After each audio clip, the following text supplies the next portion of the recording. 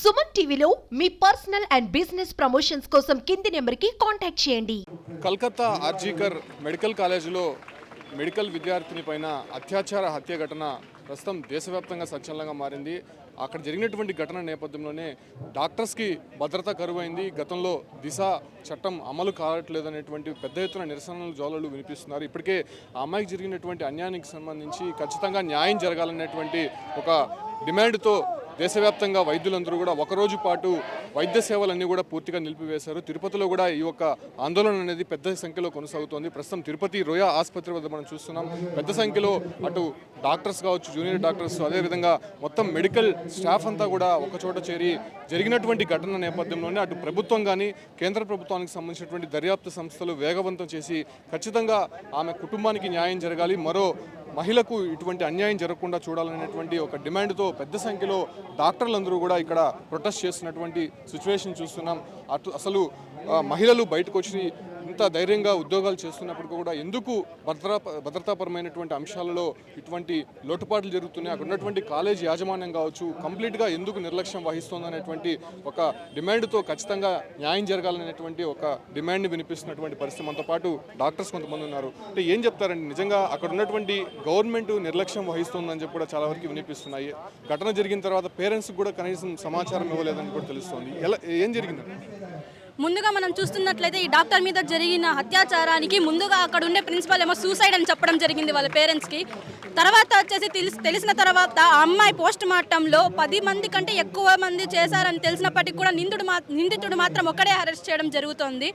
ముందుగా మనం ఇక్కడ చూస్తున్నట్లయితే మొబైల్లో అశ్లీలతమైన వెబ్సైట్లు, మద్యం, మాదక ద్రవ్యాలు ఇలాంటివి పెంచి పోషిస్తున్నారు ప్రభుత్వాలు. ముందుగా ఇటువంటి వాటినంతా ఆపాలి. ఇప్పుడు అరెస్ట్ అయిన నిందితుడు ఫోన్లో కూడా ఎంతో అశ్లీలకరమైన వీడియోలు ఉన్నాయి, అతను మద్యం సేవించాడని రికార్డు ఉంది. కాబట్టి ఇలాంటి వాటినంతా బ్యాన్ చేయాలని, ఇది పూర్తిగా ప్రభుత్వం ఒక నిర్లక్ష్యం అని మేము తెలియజేయడం జరుగుతుంది. ఇది డాక్టర్ని మాత్రమే కాదు, దేశంలో ఉన్న అమ్మాయిలు ప్రతి ఒక్కరికి ప్రాబ్లము. అదే కాకుండా మహిళలు మాత్రమే కాకుండా ప్రజలందరూ బయటికి రావాలని, దీనికి మద్దతు తెలపాలని నేను తెలియజేస్తున్నాను. మా ఏడిఎస్ఓ విద్యార్థి సంఘం కూడా దీన్ని పిలుపునిస్తుంది. కాబట్టి ఇండిపెండెన్స్ డే చేసుకునే హక్కు కూడా లేని భారతదేశం ఇది. కాబట్టి ఎప్పుడైతే మహిళలకి ఖచ్చితంగా రక్షణ ఉంటుంది, మహిళలు ఒంటరిగా బయటికి తిరగలరని చెప్తారు, అప్పుడే ఇండిపెండెన్స్ డే అనేది జరుపుకోవాలని నేను తెలియజేస్తున్నాను. అక్కడ ఘటన జరిగిన తర్వాత పేరెంట్స్కి సమాచారం ఇవ్వలేదు, కావాలనే దాన్ని కప్పుపుర్చే ప్రయత్నం చేశారు, కొంతమందిని కాపాడే ప్రయత్నాలు కూడా జరుగుతున్నాయని చెప్పి కూడా వినిపిస్తోంది. ఎలా చూస్తారు? యాక్చువల్గా ఇప్పుడు మీరు చూడాల్సింది ఏంటంటే అక్కడ ఉన్న ప్రభుత్వం కానీ లేదంటే అక్కడ ఉన్న సెక్యూరిటీ మాత్రం ఏమాత్రం లేదు. కనీసం వాళ్ళ పేరెంట్స్కి కూడా తెలియచేయకుండా అంత దాస్తున్నారంటే దీంట్లో ప్రభుత్వాల హస్తం లేదు అని మనం గమనించగలమా? మీరే చెప్పండి. మీరే ఇప్పుడు ఎవరైతే డాక్టర్స్ అని బయటకు వచ్చినారో, లేదంటే ఇది ఫస్ట్ కేసు కాదు, అంతకుముందు నిర్భయ, అంతకుముందు హత్రాస్, ఉన్నోవా, ఎన్నో ఘటనలు జరుగుతున్నాయి. నెక్స్ట్ ఇప్పుడు కూడా ఈ క్షణం కూడా ఎక్కడ ఏం జరుగుతా ఉందన్నది మనకి తెలియదు. అంతటి భయంకరమైన సిచ్యువేషన్ ఇప్పుడు ఇండియా మొత్తం ఉంది.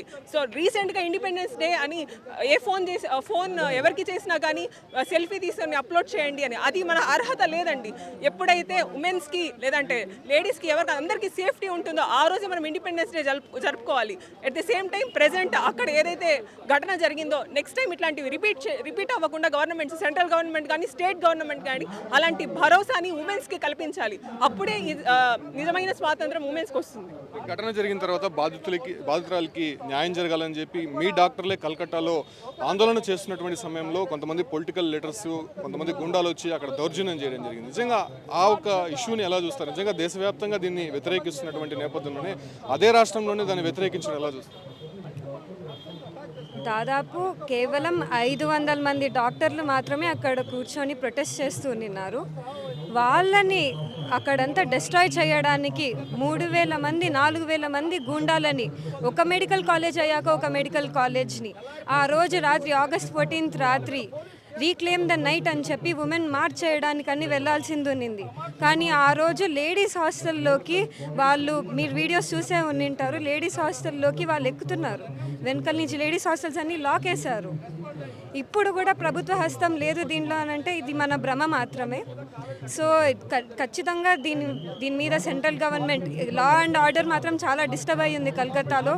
ప్రెసిడెన్షియల్ రూల్ ఇమీడియట్గా వచ్చి ఆ గవర్నమెంట్ని డిజాల్వ్ చేసి అక్కడ జరిగే ఈ ఘోరాన్నంతా అర్జెంటుగా సెంట్రల్ గవర్నమెంట్ అరికట్టాలని చెప్పి మేము కోరుకుంటున్నాం. అన్ని దర్యాప్తు సంస్థలు ఉన్నాయి, ఎందుకు ఇన్వెస్టిగేషన్ అనేది చాలా స్లోగా జరుగుతుంది? కేవలం ఒకరిని మాత్రమే అరెస్ట్ చేశారు ఇప్పటివరకు. అసలు నిజంగా న్యాయం జరుగుతుందని భావిస్తున్నారా? లేదు, న్యాయం ఎక్కడ జరుగుతుందండి? ఒకరిని తీసుకున్నారు, ఆమెలో 150 గ్రామ్స్ సీమన్ కనిపించినప్పుడు ఒక్కరు అసలు ఎట్లా చేస్తారు? ఆమెకున్న ఇంజరీస్ అన్నీ ఒక్కరు ఎట్లా ఇన్ఫ్లిక్ట్ చేయగలరు ఒక ఉమెన్ మీద? ఆయన మీద ఎగ్జామిన్ చేస్తే ఒక్క ఇంజరీ కూడా లేదని తెలుస్తుంది. అంటే అమ్మాయి అసలు స్ట్రగుల్ చేయలేదన్నా వాళ్ళు చెప్తున్నారు. దీనిలో ఖచ్చితంగా పొలిటికల్ స్కీమ్ ఏదో నడుస్తుంది, ఏదో చాలా పెద్ద స్కామ్ని కవర్ చేయడానికి ట్రై చేస్తున్నారు. నిజంగా చేసిన వాళ్ళు ఎక్కడో దాక్కుని హ్యాపీగా తిరుగుతున్నారు. వాళ్ళని పట్టుకొని వాళ్ళని తీవ్రంగా శిక్షించాలని we're fighting a lot for this. వాళ్ళని శిక్షిస్తే కానీ నెక్స్ట్ ఇలా జరగకుండా ఉండవు. ఇప్పుడు వాళ్ళని వదిలేస్తే నెక్స్ట్ మేము కూడా చేయొచ్చు అని ఇంకా పెరిగిపోతూ ఉంటాయి. దాన్ని ఆపాలి. లేకపోతే భారతదేశంలో ఉమెన్ని వర్షిప్ చేయాలి, పూజించాలి అని చెప్తారు. ఇప్పుడు ఉమెన్ని పూజించట్లేదు, నాశనం చేస్తున్నారు వాళ్ళ జీవితాలని. This is not okay. ఏంటి కేంద్ర ప్రభుత్వం నిజంగా చాలా ఇనిషియేట్ తీసుకోవాల్సి ఉంది దీంట్లో, కాకపోతే ఎందుకు నెగ్లెక్ట్ వహిస్తుంది? అటు స్టేట్ గవర్నమెంట్ కూడా దీనిపైన కొంత పొలిటికల్ మోటివ్లో చూస్తుంది. నిజంగా పొలిటికల్ మోటివ్లోనే ఇది వెళ్తుందని భావిస్తున్నారా? ఆ పేరెంట్స్కి న్యాయం జరుగుతుందంటారా? మరో మహిళకి ఇలా జరగకుండా అంటే ఎటువంటి చట్టాలు తీసుకురావాలి? ఇప్పుడు జరుగుతున్నవి చూస్తే మనకు ఖచ్చితంగా పొలిటికల్ ఇన్ఫ్లుయెన్స్ అనేది ఉంది అనేది తెలుస్తుంది.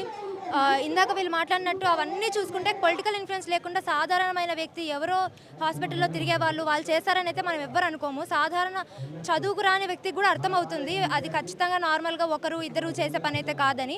చాలా పెద్ద హస్తం దీని వెనకాలైతే ఖచ్చితంగా ఉంది. రేపు పొద్దున ఈ ఒక్క కేసు అనే కాదు, ఇలాంటివి చాలా జరుగుతున్నాయి, చాలానే ఉన్నాయి.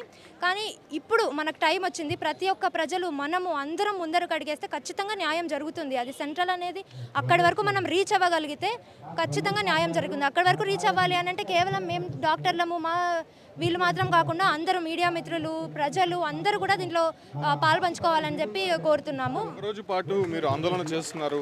ఇప్పుడు వచ్చేటువంటి పేషెంట్లకు ఏదైనా ఇబ్బంది కలిగితే అది బాధ్యత కూడా మీరే తీసుకోవాలి కదా. సో అటువంటి సేవలు ఏమైనా, అత్యవసరమైన సేవలు ఏమైనా అందిస్తున్నారు? ఇక్కడ ఏపీ చూడాలు స్టూడెంట్స్ మేము మాత్రమే ఇలా నిరసన తెలుపుతున్నామండి. మా డాక్టర్లు, మా పెద్ద పెద్ద డాక్టర్లు వాళ్ళందరూ కూడా చాలా ఇప్పుడు 100 మంది పేషెంట్లకి చాలామంది డాక్టర్లు ఉంటే ఇప్పుడు వాళ్ళందరూ బాధ్యతను వాళ్ళ మీద తీసుకొని పేషెంట్లకు ఎటువంటి అన్యాయం జరగకుండా చూసుకుంటున్నారు.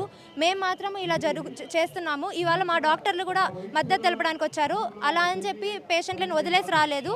వాళ్ళకు ట్రీట్మెంట్ ఇస్తూనే వాళ్ళకు జరుపుతూనే మేము జరుపుతున్నాం. మేము ఇంత హ్యుమానిటీగా ఉన్నప్పుడు మా పైన ఖచ్చితంగా మీరు మాకు ప్రొటెక్షన్ ఇవ్వాల్సిందిగా కోరుతున్నాం. ఖచ్చితంగా కల్కట్టా మెడికో డాక్టర్ వ్యవహారం పైన పూర్తిగా దేశవ్యాప్తంగా సంచలనంగా మారినటువంటి నేపథ్యంలోనే అటు తిరుపతిలో పెద్ద ఎత్తున డాక్టర్లు అందరూ కూడా ప్రొటెస్ట్ చేస్తున్నారు. ఖచ్చితంగా ఆమెకి న్యాయం జరగాలి, మరో మహిళకి ఇటువంటి అన్యాయం జరగకూడదనేటువంటి ఒక ఉద్దేశంతో పెద్ద సంఖ్యలో డాక్టర్లు అందరూ కూడా ఇక్కడికి చేరుకున్నారు. అంటే అక్కడ జరుగుతున్నటువంటి ఇన్వెస్టిగేషన్ పైన కూడా మాకు చాలా అనుమానాలు ఉన్నాయి. అక్కడ ఉన్నటువంటి తృణమూల్ కాంగ్రెస్ సంబంధించినటువంటి నేతలందరూ కూడా దాన్ని డైవర్ట్ చేసే ప్రయత్నం చేస్తున్నారు. అయితే అక్కడ జరిగినటువంటి విషయాన్ని కూడా పేరెంట్స్కి సరిగ్గా చెప్పలేదు.